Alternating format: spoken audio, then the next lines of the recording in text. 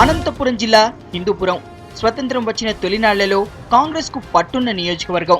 Telugu Desam party ఆవిర్భావంతో నియోజకవర్గ రాజకీయ రూపురేఖలు మారాయి. 1985 నుంచి హిందూపురం టీడీపీకి కంచుకోటగా మారింది. నాటి నుంచి టీడీపీ అభ్యర్థులే విజయం సాధిస్తున్నారు. 1985, 89, 94లో 3 సార్లు ఎన్టీఆర్, 1996లో హరికృష్ణ పోటీ చేసి గెలిచారు. ప్రస్తుతం ప్రత్యక్ష రాజకీయాల్లోకి వస్తానని బాలకృష్ణ ప్రకటించడంతో హిందూపురం అసెంబ్లీ సీటు కీలకంగా మారింది. ఎన్టీఆర్ వారసుడిగా బాలకృష్ణ హిందూపురం నుంచే పోటీ చేస్తారనే ప్రచారం జరుగుతోంది.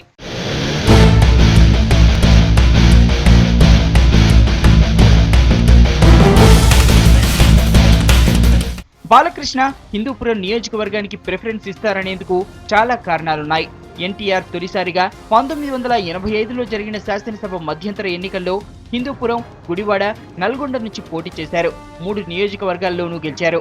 అయినా తన స్వస్థలం గుడివాడను వదులుకొని హిందూపురాన్ని ఎంచుకున్నారు. 1989లో హిందూపురం, కల్వకుర్తిలో పోటీ చేయగా కల్వకుర్తిలో ఓటమి పాలైన హిందూపురం నుంచి గెలిచారు.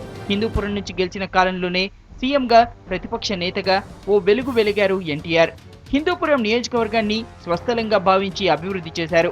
ఎమ్మెల్యేగా పోటీ చేస్తానని బాలయ్య స్వయంగా ప్రకటించడంతో హిందూపురం నుంచి పోటీ చేస్తారని స్థానిక నేతలు భావిస్తున్నారు.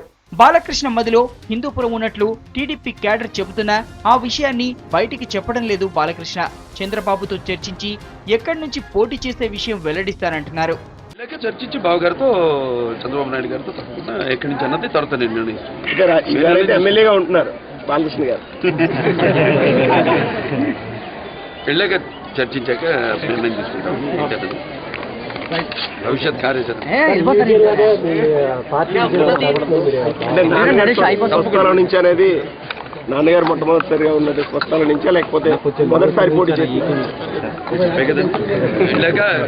బాలకృష్ణ ఇక్కడి నుంచి బరిలో దిగితే హిందూపురంతో పాటు అనంతపురం జిల్లాలో పార్టీకి ప్లస్ అవుతుందని ఆశగా ఉన్నారు టీడీపీ నేతలు.